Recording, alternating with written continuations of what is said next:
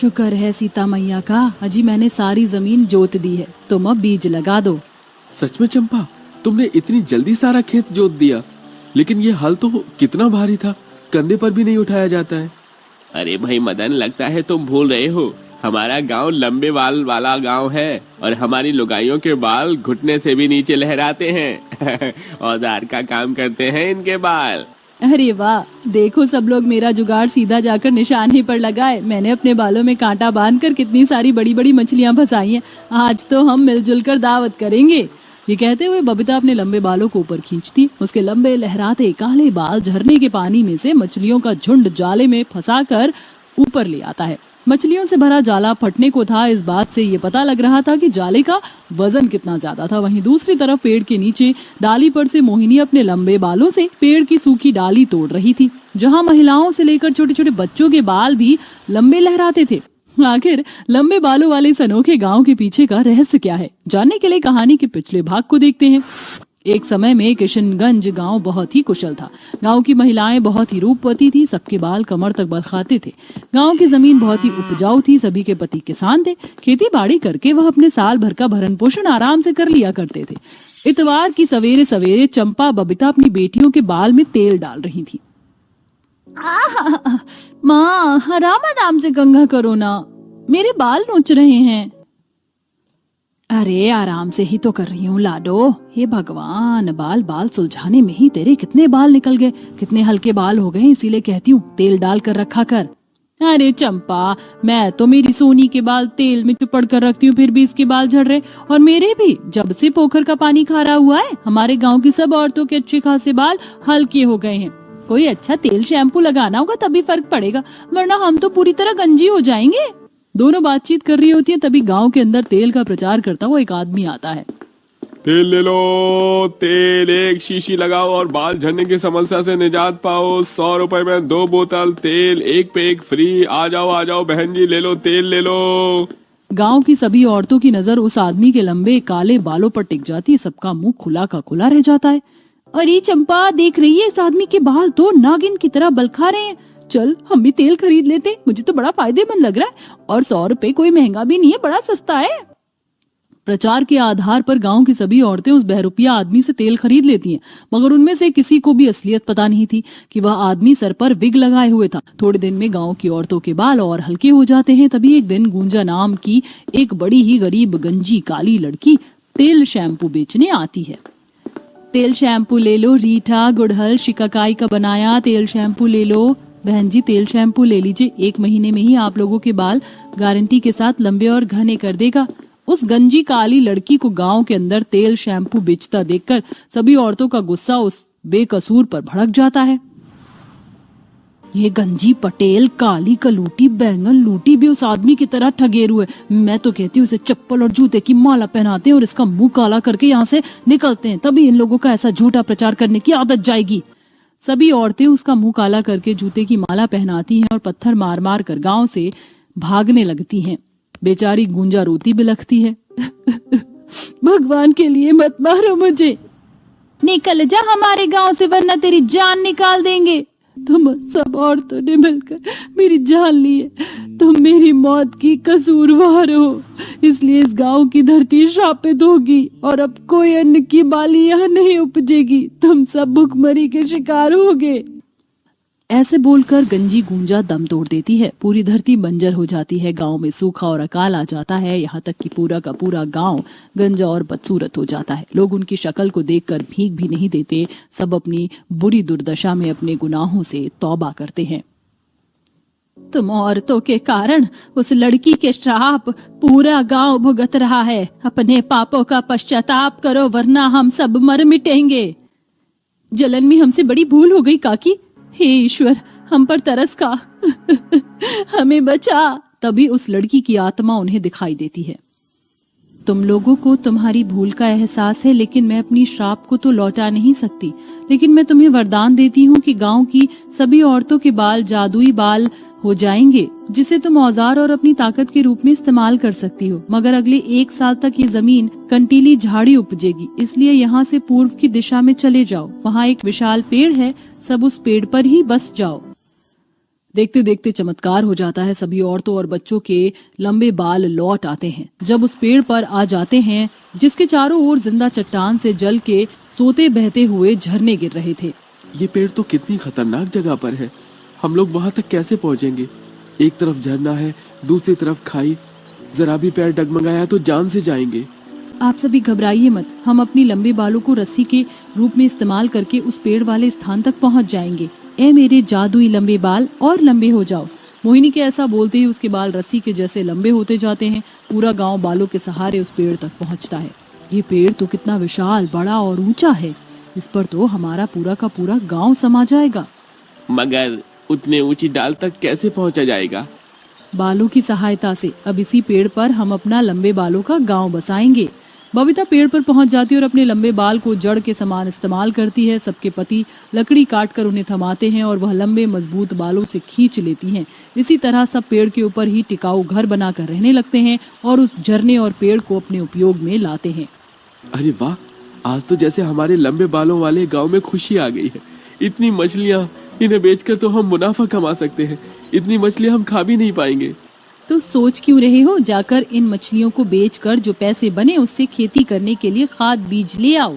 सबके पति टोकरी में मछली भरकर बेचने जाते हैं। इधर लंबे बालों वाले गांव की बहुएं मछुआरन के जैसे झरने से मछली, शंख वगैरह निकालती हैं। देखो इस बार मुझे क्या मिला, दूध सा सफेद शंख। पता है इसकी चूड़ियां और माला महंगे बिकते हैं। वैसे इसे हम अपने गांव की सजावट करके अपने गांव की सुंदरता को बढ़ा सकते हैं और अपने बालों की भी।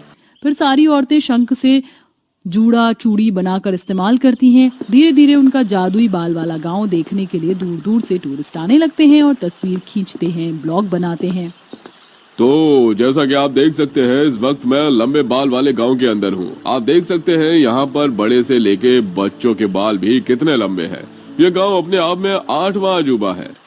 आपको हमारा लंबे बाल वाला गांव अगर इतना ही पसंद आया रिपोर्टर बाबू, तो हमारे गांव में बस जाइए। हम आपके बाल भी लंबे कर देंगे।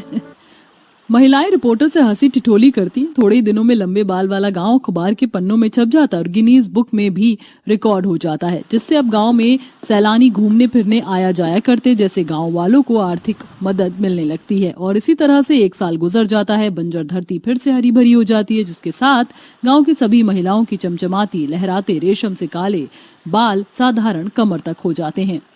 मैं इस गांव को श्राप मुक्त करती हूँ। अब तुम लोग इस गांव में आराम से रह सकते हो, लेकिन फिर कभी किसी का उपहास मत उड़ाना, जो तुम्हें इस तरह कष्टदायक जीवन का फल ना भोगना पड़े। हम वादा करते हैं आज के बाद फिर कभी हम किसी का ठट्ठा नहीं उड़ाएंगे, सबका आदर करेंगे। तुम्हारा धन्यवाद जो तुमने हमारे गांव को पहले के समान बना दिया, लेकिन हमारा इस लंबे बाल वाले गांव से एक अलग सा नाता, एक अलग सा रिश्ता जुड़ गया है, तो हम यहाँ भी आते जाते रहेंगे। हाँ बिल्कुल, ये लंबे बाल वाला गांव आज के बाद तुम्हारा ही होगा। उस दिन के बाद से गांव वाले खुशी खुशी गांव में अपना जीवन निर्वाह करने लगते हैं और शांति और सुकून भरे पल के लिए लंबे बाल वाले गांव में भी आया जाया करते थे। ठंडे मौसम की ठंडी हवाएं चल रही थीं और गरीब झोपड़ी में 5 बहू ठंड से सिसक रही थीं। बाप रे बाप, इस बार तो बड़ी कड़क सर्दी पड़ी है। मेरे तो हाथ सुन्न हो गए हैं। तेरे हाथ सुन्न हुए हैं? अरे मेरे तो हाथ लाल पड़ गए हैं ठंडे पानी में कपड़े धोकर। काश कुछ इस सर्द मौसम में गर्मा गर्म खाने के लिए मिल जाता, लेकिन घर पर सब्जियां कहाँ हैं? अरे पैसे और सब्जी नहीं है तो क्या हुआ, तुम भूल गई? हमने हरी सब्जी की जड़ को 2 हफ्ते पहले अपने आंगन में दबा दिया था। अब पालक और मेथी उग गई हैं। चलो उसी के पकौड़े बना लेते हैं और साथ में अदरक की चाय, मजा आ जाएगा। मेरी जुगाड़ू बहू, तुम्हें उठने की कोई जरूरत नहीं है। मुझे पता है तुम्हारा दिमाग अब कहाँ कहाँ चलने लग गया है, इसीलिए तुम्हारे जुगाड़ से मैंने तुम्हारी जुगाड़ू चाय और पकौड़े दोनों बना लिए हैं। चलो अब खाने का मसा लो। आहा, क्या पकौड़े की खुशबू आ रही है, मैं तो जल्दी से खाऊंगी। अरे अरे बहू, पकौड़े खाने के लिए मैं भी लाइन में लगा हूँ, लेकिन जुगाड़ से याद आया, आज सुबह मुझसे बाल्टी टूट गई थी। उसका जुगाड़ हो सकता है क्या? हमारे पास गिनती की 2 ही तो बाल्टी है। अरे बाबा जी, आप पकौड़ों का मजा लीजिए। उस बाल्टी को ठीक करना तो हम 5 बहू के बाएं हाथ का खेल है। पांचों बहू अपने सास ससुर के साथ ठंड में गर्मा गर्म पकौड़े का मजा लेती हैं और फिर ससुर की टूटी प्लास्टिक की बाल्टी को एक खराब टूथब्रश को पिघलाकर उसी टूटी हुई जगह पर लगाती हैं जहां प्लास्टिक चिपक जाती है और बाल्टी ठीक हो जाती है। फिर मालिनी बाल्टी में पानी डालकर सास ससुर को दिखाती है। देखा, बाल्टी एकदम ठीक हो गई ना आपकी जुगाड़ू बहू से। वाह वाह बहू, तुम पांचों की जुगाड़ से तो घर में बहुत फायदा हो जाता है। भगवान सबको तुम जैसी बहुएं दे। पांचों बहुएं घर में हर किसी चीज का हल जुगाड़ से निकाल लिया करती थी। क्या कोई बड़ी परेशानी आने पर वो अपने जुगाड़ से परिस्थिति का सामना कर पाएंगी? ये जानने के लिए आइए हम कहानी में आगे बढ़ते हैं, जहां पांचों बेटे पहाड़ी क्षेत्र में चट्टान तोड़ने और पत्थर उठाने का काम किया करते थे। लेकिन उनका काम इतना मंदा था कि घर वालों की 2 वक्त की रोटी भी पूरी नहीं हो पाती थी। एक दिन उनके गांव में पानी की समस्या हो गई, जिस वजह से सभी लोग बाल्टी, मटके इत्यादि लेकर दूर से हैंडपंप और नदी से पानी लेकर आ रहे थे।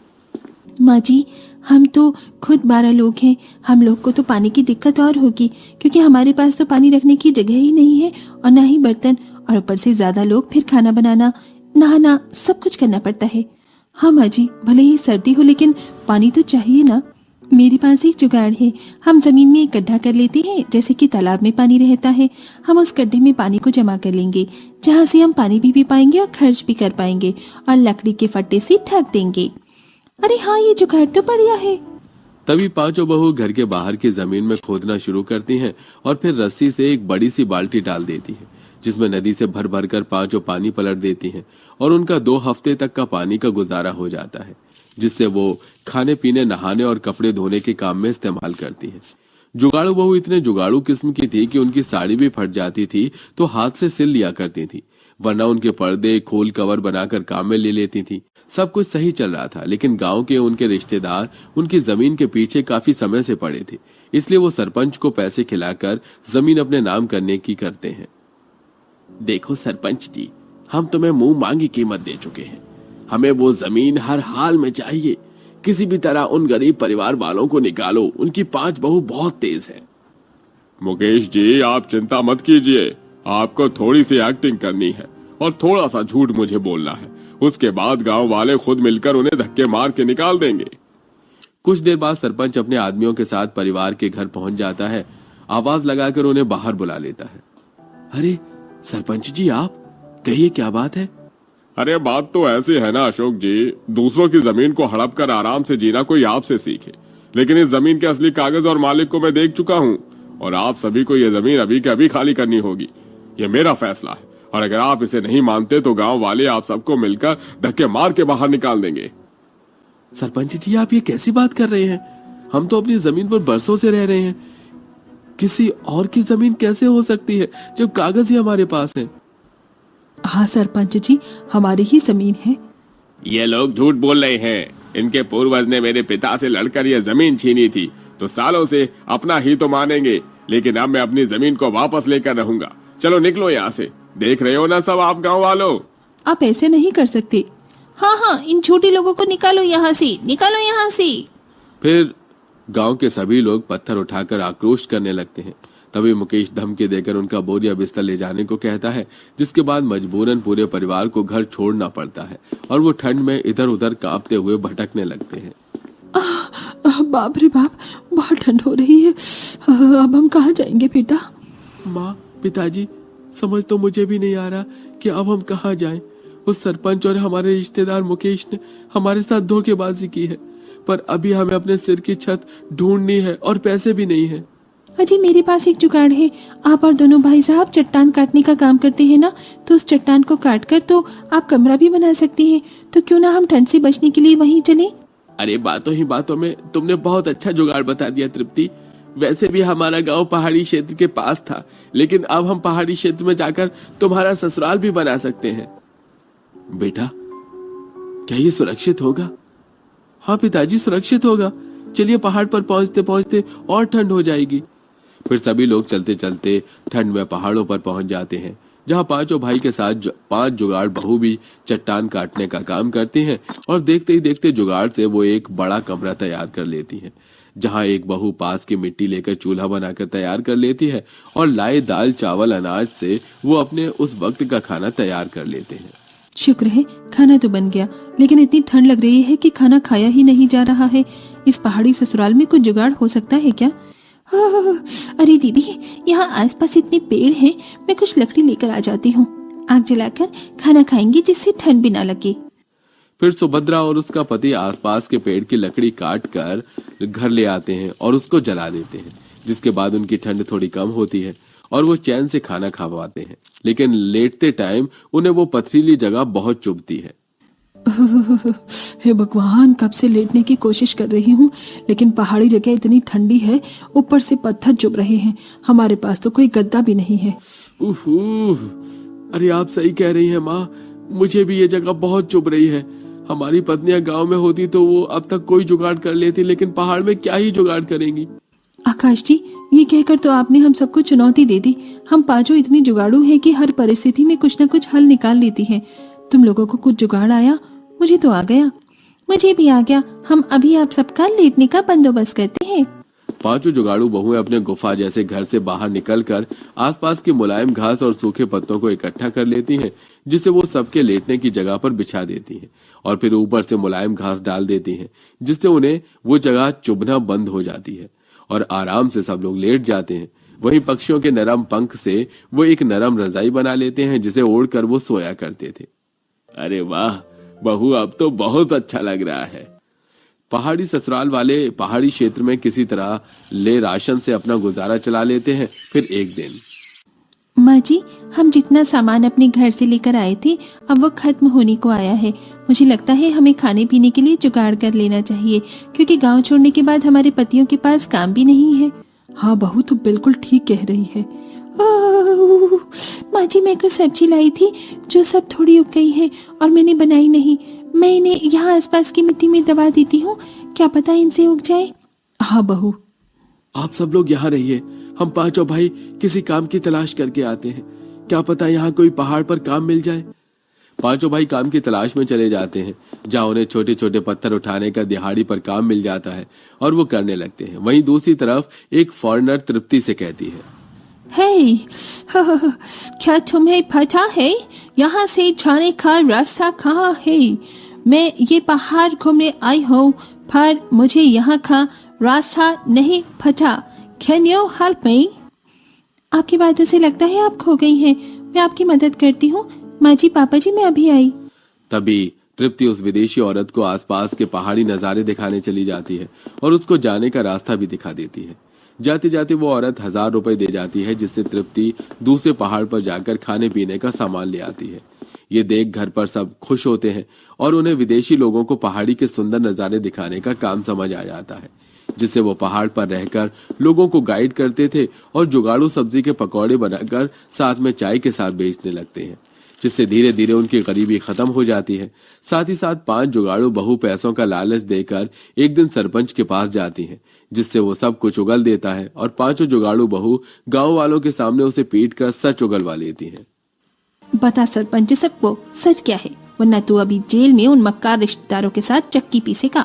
हाँ, मैंने पैसों के लालच में आकर उन मासूम लोगों को उनके घर से निकाल दिया। इनमें इनका कोई दोष नहीं है, सब मुकेश की गलती है। सुन लिया दरोगा साहब आपने, पकड़ लीजिए इन धोखेबाज लोगों को। फिर 5 बहू के